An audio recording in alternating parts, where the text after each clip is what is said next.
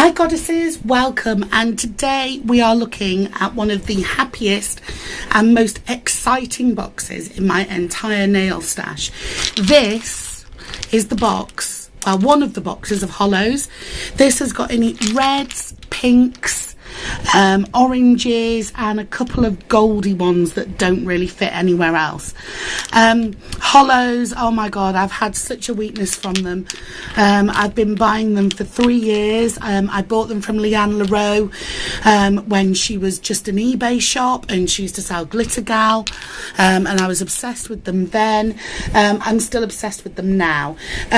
One of my greatest thrills last year was that so many indie makers turned to the magic of holos. A year later I'm feeling a little bit holo fatigued, but then people still keep releasing gorgeous polishes and it's impossible not to love them. However, as I think we will probably see as we go through this, the fact that so many people are making them now means that the amount of dupage is ridiculous, and that is my only criticism really of the holo market. Also, some holo makers are better than others, it's fact. So you'll see as we go through, there are some brands like Catherine Ali who've been around for donkey's years. Then there's Jade, which was, I guess, one of the polish explosions 2.5 years ago. You've then now got Above the Curve, who have become a bit of a holo specialist, as has Literary Lacquers. I've also got in here, oodles of brands, you'll see them. The only ones that aren't in here are the lily pads because they're kept separately. I personally think the lily pads are the best. They're the best balance of colour and holo. So I'm not saying I necessarily love them more, but they're the one brand that I keep separate because if it comes to de-duping my holos, I'm much more likely to keep the lily pad than I am any of these other beauties. So I should really have been doing this while I was yapping, and I didn't because I got distracted, so sorry. And let us start dividing les polishes into the different colours that they are. So we'll do some oranges up there and some reds down here. We've got a couple of weirdy beardy ones in the middle. Orange, let's do some pinks over here. There's also some stunning corals in here as well. Red, that's another gold. Pink, get rid of that up there, and that one, and that one, and that one, and that one, and that one. Okay, let's do the reds first, purely because I think if I get them out of the way it'll then be easier to see everything else. So, my red holo polishes started out, I was obsessed with Glitter Gal and I had them, and I had a couple of Exotics. The only one, I've ended up keeping two, there we go. I've ended up keeping two Exotics, which are there. So we have 621 and 518. So these are legendary. They're no longer made. And the reason I got rid of the Glitter Gals is because they are dead on dupes. They're made by the same family of polish makers. So they really were dupe in a bottle. Now, for a long time, Exotic 621 was my favourite red holo. I'm not sure that it is anymore, but I need to do a mega red holo comparison post to check that out. It was the most intense red holo for a long time, and the holographic in it is quite coarse, if you can see, and it's more scattered than linear. We'll talk about the difference between scattered and linear as we go through, but basically in a scattered polish you can see the holo particles, but in a linear one you will see that rainbow bend. Can you see that there flashing for the camera in a V? The big problem with red holo polishes for the longest time was that you couldn't get them red enough. Spectra Flare is the ingredient which gets you the holo effect. When you mix that with your base, it comes out a greyish colour. a bit like wallpaper paste, and then when you add it to any colour, it tends to leach a lot of the colour out, and it took a long time for polish makers, I think, to get the real colour vibrancy, and that's one of the reasons I love lily pads.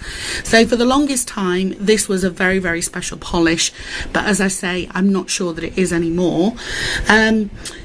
Just to compare it to the other one, you can see there actually very clearly the difference between a scattered and a linear. You've got that amazing rainbow effect going on the right, and this is a really good example as well of how red polishes used to get greyed out by the Spectraflare. So for the longest time for me, buying the perfect red holo was my holy grail. It's one of the reasons I ended up with so many. So we then have a range of different ones. So you'll have seen on the blog quite recently, Chirality Bloodshot. This is really dark and dramatic. This is ruby, very deep, almost burgundy, utterly decadent, fabulous. We've then got this one, which is by Too Fancy Lacquer, who I love. This one's called Magnifique. This one, the camera is showing you a little bit pinker than I can see it. This is like a very dark red currant. So definitely there's elements of pink in there, but it's on a garnet base. So very nice. And another dark one above the polish, Scarlet. Very good polish, and above the curve, did I say above the polish? I don't know. I've also got another couple in here.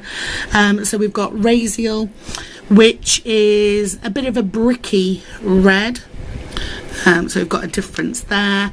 We've got Dusty Herndon, which is a cross between a red and a pink, and then we've also got Poinsettia for Mom, which is a slightly orange toned red.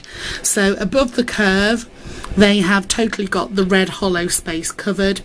This one does go on more red than it's looking on camera, but they're all great quality polishes, those ones. So for a long time, after 621 Exotic, this was my most important red polish. This is Jade Vermelho Surreal. It is a crazy holographic polish, as most of the jades are. I also quite like the cute bottle shape. I'm partial to that. So this is another spectacular red holo, which you should get your hands on if you can. I then got here a Smitten one. This is Love Actually Is All Around. I kept this because it was quite bright, and therefore a little bit different to a lot of the other reds that I've got. And we've got here a mod lacquer one, which is also lovely. This is called Cherry Fizz. I wore this recently. It's not made it to the blog yet, but that is pretty, but you just need to bear in mind it's scattered rather than linear wow. But still really nice. And another gorgeous little polish bar one. This one is called Soiree. It's pretty much the perfect smooth red linear holo through a blender. It doesn't get much lovelier than that one, and that was my sample bottle. So let us go then to the corally ones, I think, because these are some of my favourites. Now coral was a colour that I hated for the longest time, but I now really love. I find coral colours, orange colours really help me on days when I'm feeling quite depressed, quite black, and that's when these ones will traditionally come out. So this is a Catherine Arley one, really lovely. It's quite a nice soft colour. It's almost a muted reddy coral, which I like. The only thing I don't like is this is another brand where polishes have numbers, not names, which is just barbaric. So that one's either 1100 or 800. Who knows? They couldn't be bothered to name it. Gorgeous one here by Nail It, which I think is called Salmon Run. Yeah, I wore this last year and adored it. It's not made it to the blog yet though, but this is gorgeous, and this is so super fine and sheer. You'll find as you buy holos, some of them are very opaque and very thick, and others are almost jelly or crelly like and take 3 or 4 coats to get to good opacity. Don't put yourself off these sheer ones, because you get an indefinable delicacy with them that you don't get with some, not all, some of the more opaque ones. However, the opaque ones are fabulous for stamping. I then got another Too Fancy lacquer, sweet and sour. So this is a nice kind of muted corally orange, very pretty, love that one. And a Smitten one, the First Lobster. This one is lighter than the one I showed you a second ago. This one, it doesn't quite lean orange, but it's not quite what I would call red, which is why I'd separated it out. And then one which I've swatched just very, very recently, another Polish Bar one. This is called Coral Sun, and this is just so super cute, really, really lovely colour. Right, let's get these ones out the way then. I don't tend to gravitate towards gold colours. Don't really like them. They don't really match my albino skin tone either. You really would think a nail blogger would sort her nails out before videos, wouldn't you? Anyway, I didn't. So I've only got 3 of these. These will be mostly used for nail art and for stamping. So this first one is another Too Fancy lacquer one. This is Call Me Queen Bee. This was just perfect on the nail, utterly perfect. A Darling Diva one. This one is called Sarah. This was like liquid holographic sand on my nail. I liked that it was quite muted. If you compare it to the Too Fancy one, you can see there's quite a difference in tone. And then the final one that I've got in here is Akiko by Above the Curve, which is a really strange one. Part golden, a little bit of orange, a little bit of amber. Unusual, not a polish I would wear on its own, but as I said, great in nail art. So we then have some fairly dramatic pinks, and what's interesting is that pink is getting bolder as a colour for holos. When I first started getting into holos, most pinks were this colour. So this is a recent one from the Polish Bar called Berry Slushy. It's lovely, and it's kind of what I would call a rose pink. And at one time, all pink holos were this colour. You couldn't get anything else. But now you can get electric pinks, you can get violet pinks, you can get violent pinks. So let's have a look at some of those. Right, over here then, Jezebel by Naya's Desire. Utterly love this. If you want a rosy true pink with a little bit of something more, would heartily recommend that. You can see how much that's bending in the bottle. Totally fab. I love nail polish. I'm so torn on this brand. For me, it's never as magical an experience as it is for a lot of other people. I love the branding, the packaging, the colours, but I don't know if it's a chemistry issue or whatever. I just don't get on with these polishes quite as much as I do with some others. However, this is just a beautiful colour. This one is a fuchsia, mwaha, mwaha, mwaha, and it's a lovely bright pink. If you want to go brighter, then you need to go Lily Pad, Pink Flamingo or Bubble Yummo. Right, Emily de Molly, Where Boys Fear to Tread. Fantastic holographic pink. Look at the rainbow bend in that. So that would be a linear holo, because you've got all that rainbow going on. Quite spectacular. I do prefer a lily pad though that's similar, but it's too pretty to destash that one. I'm pathetic. Right, Glam Polish. I've only just started buying Glam Polish. This is the only one that I've worn so far. This is Violet. It wasn't as holographic as I expected it to be, and it's almost more like a very, very fine holo glitter. However, because I haven't got anything else in this colour, I'm keeping it, and I just know it's going to make some fabulous flowers someday as well. Right, Above the Curve made some holo polishes that are just indefinable in terms of colour. So this is Adriel.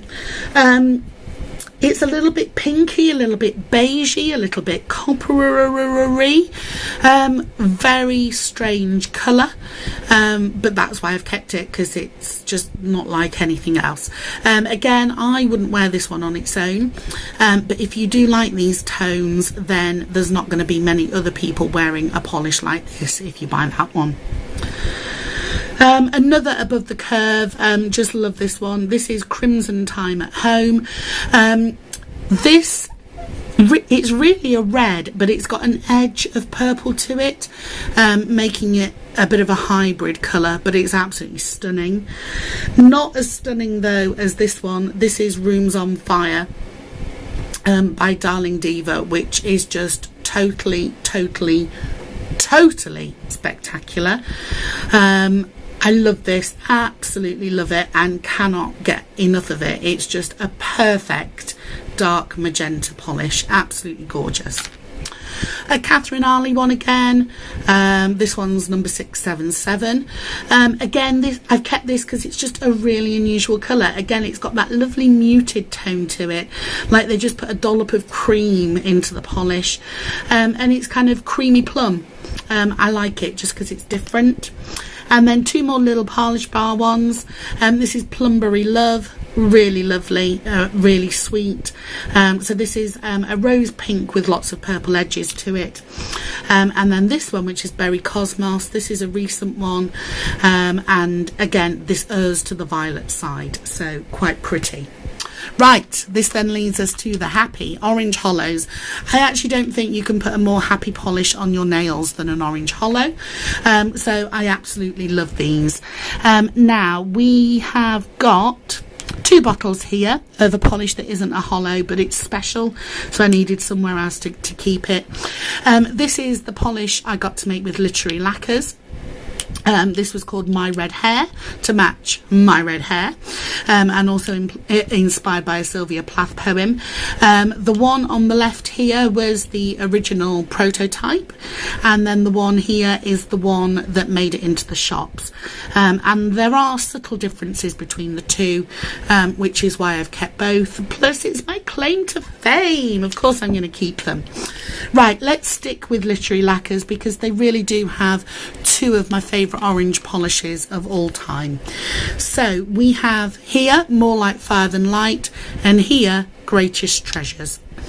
I'm going to just turn them round for you. Oh, that's losing its sticker off the bottom. They are absolutely epic. So More Like Fire Than Light is the perfect orange hollow. For a long time, Laney Lou by Encolini was my perfect orange hollow. The Literary Lacquers one is a dead-on dupe for it, so I destashed that one. And Greatest Treasures has more of a coral edge to it. It's still definitely orange, but it's a little bit more red infused than More Like Fire Than Light, and I absolutely adore both of them. We then have OPI. This one is DS Couture. Perfect corally orange, holographic, utterly beautiful. You won't want to take it off when you get that on your nails. Another jade one. This is wow. However you say it. It's spelled UAU. Wow. Sounds like a cat, but this is spectacular. It is off the scale in terms of holographic quotient, but that does also make it quite garish on the nail, so it's there for impact, for contrast in some art manis, but this one is probably not the one I would put on my nails because if you're wearing it as a mani, really you need to do it with sunglasses.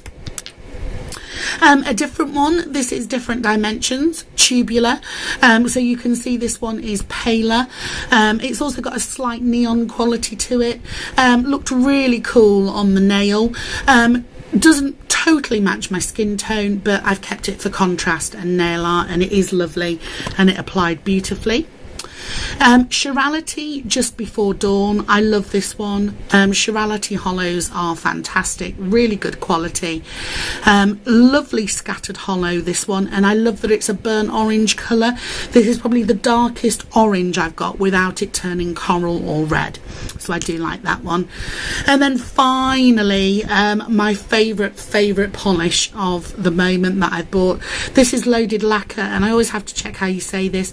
This is double shot of Sriracha or something, and it's just perfect. It is utterly stunning. It'll be on the blog soon. It's the most amazing colour. It's not quite red, it's not quite orange, it's tomatoey, it's linear, it's perfect. If I could wear this every day for the rest of my life, I would actually be completely happy. Oh, sorry, lamp flew away there. There'd be no complaints from me whatsoever. I also just want to try and pull you out of my swatch box and try and do a quick little comparison actually. This one hasn't made it into the filing system yet, but this is also stunning. This is Men of Mayhem by Celestial Lacquers. Utterly stunning, so linear, it holds the light so well. And what I was interested in was how it compared with Rooms on Fire by Darling Diva, because they are quite similar, but both gorgeous. I'm desperately trying to find differences between the two of them. It would seem that the Celestial, that's this one, has got much more rainbow to it, but there's no way I'm destashing the Darling Diva because it's just gorgeous. So there you go then. They're all my super sexy hollows. There's lots of other boxes of hollows as well. Oh crap, I'm not doing very well today. Far too hot in the UK. It goes above 20 degrees and we just don't know what to do with ourselves. So you will get to see all the other hollow boxes. If there's any hollows in these colours that you love that I've not covered, then please do tell me. Just bear in mind there's the lily pad lacquer box to come as well. And yeah, if you had to roll around in polish for the rest of your life, wow, this is a damn good box to do it in. See you soon.